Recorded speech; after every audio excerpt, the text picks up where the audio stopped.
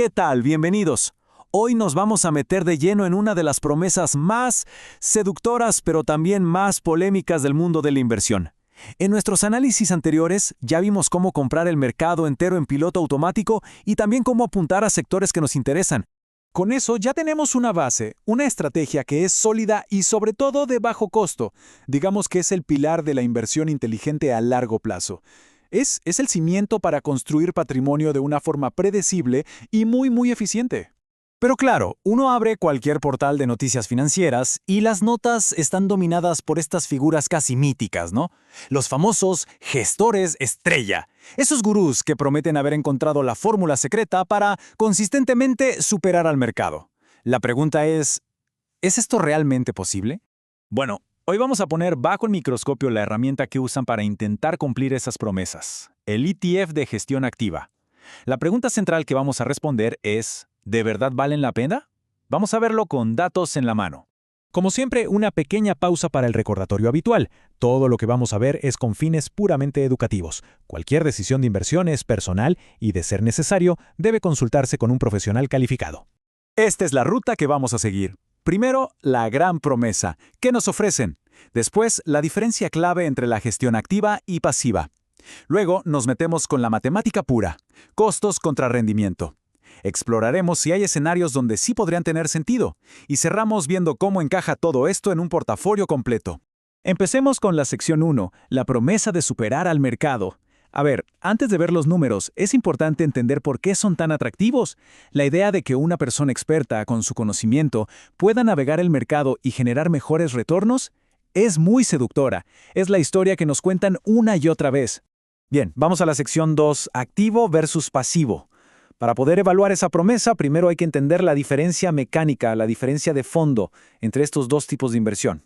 ¿Qué pasa adentro de cada uno? La distinción aquí es fundamental. En esencia, es muy simple.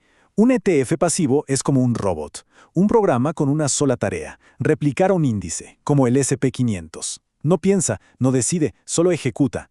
Por otro lado, un ETF activo tiene a un equipo de analistas de carne y hueso tomando decisiones todos los días, comprando, vendiendo, con un único objetivo, intentar ser más listos que el promedio del mercado.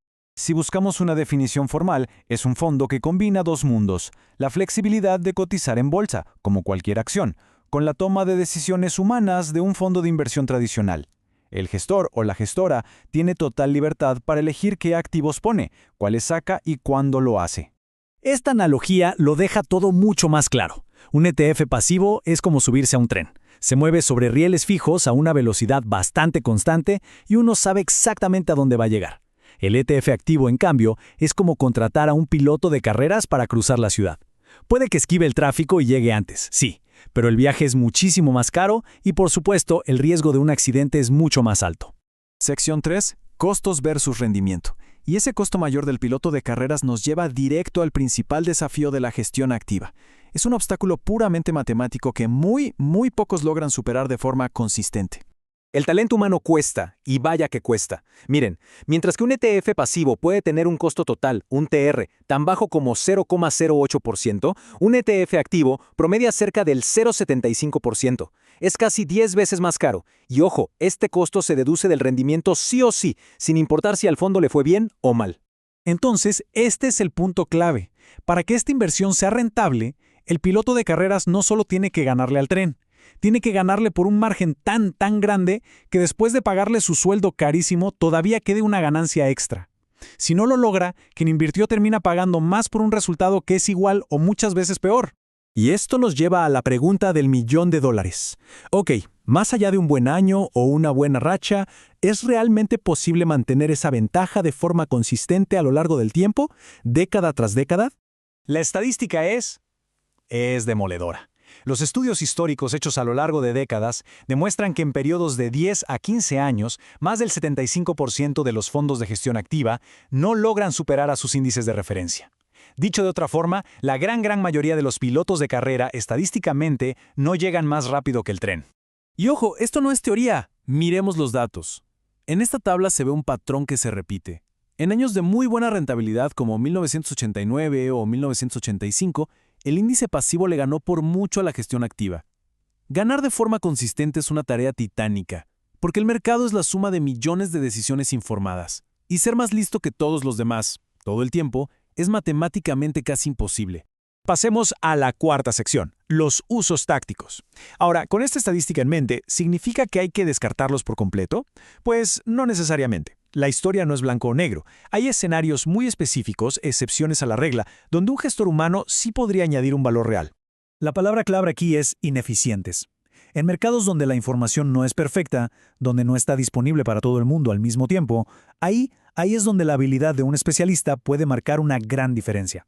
El primer caso claro son los mercados emergentes. Pensemos en países en desarrollo donde la contabilidad no es tan transparente y los riesgos políticos son altos. Bueno, un analista local que entienda la cultura, que pueda ver las señales de alerta, tiene una ventaja enorme que un algoritmo global simplemente no tiene. Y el segundo escenario, los nichos de tecnología muy disruptiva. Estamos hablando de biotecnología avanzada, de inteligencia artificial pura, sectores donde las reglas del juego cambian de un mes para otro. Ahí, un equipo de científicos y expertos que entienda la tecnología puede identificar a los ganadores mucho antes de que un índice pasivo se dé cuenta. Quinta y última sección, el resumen y el portafolio. Muy bien, ¿cómo juntamos todo esto en una estrategia que tenga sentido? La conclusión no es que la gestión activa sea mala, sino que su rol debe ser el correcto. Es una herramienta táctica, de precisión. No es la base de un portafolio. Esta estructura lo resume perfecto. Es como una pirámide. La base, el 80% o más del portafolio, deberían ser ETFs pasivos de bajo costo. Sobre esa base, una segunda capa de ETFs sectoriales para apostar a tendencias específicas. Y solo en la punta, en la cima, si el perfil de riesgo lo permite, una porción muy pequeña para esos ETFs activos en nichos muy concretos. Esta frase lo resume todo. La gestión pasiva construye la casa. Son los cimientos, sólidos y confiables. Los sectoriales son los potenciadores, que le dan un empujón al crecimiento en áreas clave. Y la gestión activa es una apuesta táctica, una herramienta de especialista para un trabajo muy puntual, pero nunca la estructura principal que sostiene todo el edificio. Con esto cerramos todo el bloque de acciones y ETFs.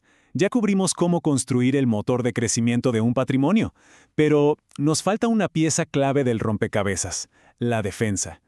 ¿Cómo se protege un portafolio cuando los mercados se desploman? En nuestro próximo análisis vamos a entrar justo en ese puerto seguro.